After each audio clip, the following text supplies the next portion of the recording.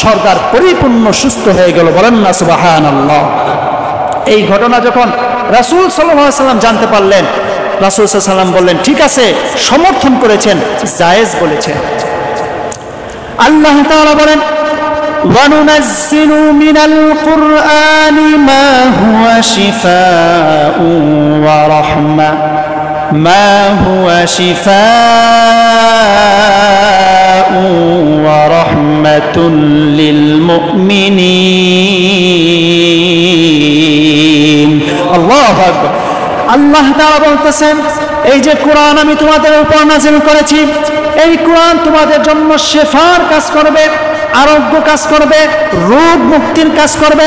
শুধু তোমার মনের আত্মাকে পরিশুদ্ধ করবে এমন নয়, যখন তোমরা আক্রান্ত হয়ে যাবে, তোমরা যখন প্রচণ্ড অসুস্থ হয়ে যাবে, অসুস্থ ব্যক্তিকে যদি সূরাতুল ফাতিহা পাঠ করে 7 বার তার শরীরের মধ্যে ফুঁক দেওয়া হয় এবং 3 বার সূরাতুল ফাতিহা পাঠ করে পানির মধ্যে ফুঁক দিয়ে যদি অসুস্থ ব্যক্তিকে খাওয়ানো হয়, আল্লাহর রহমতে ওই বান্দা দ্রুত সুস্থ হয়ে যাবে।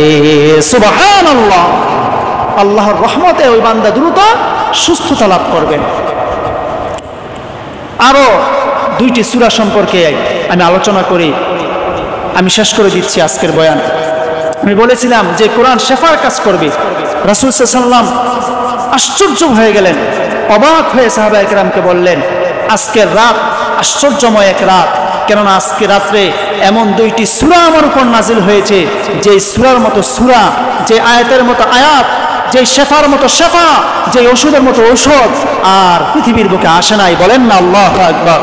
সেই সূরা 2টা, সেই ট্রিটমেন্ট ঔষধ হলো সূরাতুল ফালাক এবং নাস। সূরাতুল ফালাক এবং নাস অধিকাংশ মানুষেরই মুখস্থ আছে না? সূরাতুল ফালাক এবং নাস। এর তাৎপর্য কি? রাসূল সাল্লাল্লাহু আলাইহি ওয়াসাল্লাম প্রচণ্ড অসুস্থ হয়ে গেলেন, দিশেহারা হয়ে গেলেন। কি হলো কেউ বুঝতে পারতেছে না, বিছানায় কাতর, জ্বর, চোখ মুখ লাল হয়ে গেছে।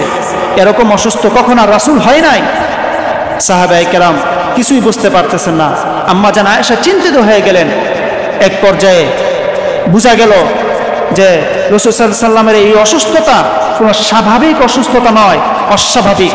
অর্থাৎ কেউ রাসূলকে জাদু করেছে, কুফরি করেছে, বান মেরেছে, এই জন্য রাসূল প্রচণ্ড অসুস্থ হয়ে গেছে। কি কুফরি করা, বান করা, বান মারা, জাদু করা কি আজকে প্রথম শুনলেন? এই বিষয়ের সাথে কি আমরা পরিচিত নাই? করে না মানুষ এগুলো? এই নিকৃষ্ট কাজগুলো কি মানুষই তো করে, নাকি পশু করে, জানোয়ার করে? এই যে মানুষকে মারার জন্য, পরিবার ধ্বংসের জন্য, ব্যবসায়িক প্রতিষ্ঠান ধ্বংসের জন্য হিংসাপরায়ণ হয়ে, হিংসাত্মক হয়ে এই কাজগুলো কারা করে? আমাদের আশেপাশের লোকেরাই করে।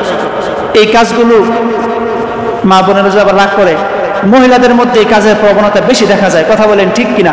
তাবিজ কবজ, কুফরি কালাম, বান মারা, নাউজুবিল্লাহি মিন যালিক, এগুলো করে থাকে। এই 3-4 দিন আগে আমার কাছে একজন আসছে একটা কবুতর নিয়ে। কবুতরের পায়ের মধ্যে একটা কাফনের কাপড় দিয়ে একটা চিরকুট লেখা লাল কলমে। বাড়ির মধ্যে সারা রাত কবুতরটা ছিল, বাড়ি থেকে যায় না। কবুতরটা দেখলাম অসুস্থ হয়ে গেছে, ওই কুফরির আসর। একটা নিষ্প্রাপ পানি তাকেও ছাড় দেয় না। যাই হোক, এরকম ভাবে মানুষ মানুষকে ধ্বংস করার জন্য, মারার জন্য এই নিকৃষ্ট কাজগুলো করে থাকে। এই কাজগুলো যারা করে তাদের উপর আল্লাহর লানত। এই কাজ করে কেউ সফল হতে পারে নাই। সাময়িক হয়তো সে সুখ পাইছে, আনন্দ পাইছে, কারো ক্ষতি করে, কিন্তু দেখা যাবে দুনিয়াতেই এই শাস্তি, এই ক্ষতি তারও হবে। কথা বলেন ঠিক কিনা? তাই এই সমস্ত কাজ যেন কোনো বান্দা, মুমিন মুসলমান দ্বারা হতে পারে না। এইভাবে যে কথায় ছিলাম, রাসূল সাল্লাল্লাহু আলাইহি ওয়াসাল্লামকে কি করা হয়েছিল? জাদু করা হয়েছিল। রাসূল সাল্লাল্লাহু আলাইহি ওয়াসাল্লামকে কুফরি করা হয়েছিল। রাসূল সাল্লাল্লাহু আলাইহি ওয়াসাল্লাম ঘুমিয়ে আছেন, স্বপ্নে দেখলেন 2 ব্যক্তি তার কাছে আসলো।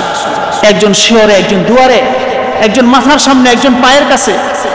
এসে ওই 2 ব্যক্তি পরস্পর কথা বলতেছে। প্রথম ব্যক্তি দ্বিতীয় ব্যক্তিকে বলল, রাসূলের কি হলো? দ্বিতীয় ব্যক্তি উত্তর করলো, তাকে জাদু করা হয়েছে, কুফরি করা হয়েছে। প্রথম ব্যক্তি আবার প্রশ্ন করলো, কে করেছে? দ্বিতীয় ব্যক্তি উত্তর করলো, এক ইহুদি, তার নাম হলো লবিদ বিন আসাম। লবিদ বিন আসাম এই ইহুদি রসুলকে জাদু করেছে। প্রথম ব্যক্তি আবার প্রশ্ন করলো, কিসের মাধ্যমে করেছে? আপনারা ঘটনা মনোযোগ দিয়ে শুনেন, এখানে অনেক কিছু আছে, আমাদের জানার বিষয় আছে। দ্বিতীয় ব্যক্তি উত্তর করলো যে চিরুনির মাধ্যমে করেছে। কিসের মাধ্যমে? চিরুনির মাধ্যমে করেছে। যে চিরুনি দিয়ে মাথা আশ্রয়, চুল, চিরুনি, এই ব্যবহারিক জিনিসগুলো দিয়েই কুফরি করা হয়, জাদুটনা করা হয়। আমরা সাবধানে থাকবো, কেয়ারফুল থাকবো। আপনি জানবেন না, বুঝবেন না কিভাবে আপনার জীবন শেষ হয়ে যাবে, ধ্বংস হয়ে যাবে, আপনি কিভাবে শেষ হয়ে যাবেন জানবেন না। আমাদের আশেপাশের লোকগুলো এই কাজগুলো করে। যাই হোক,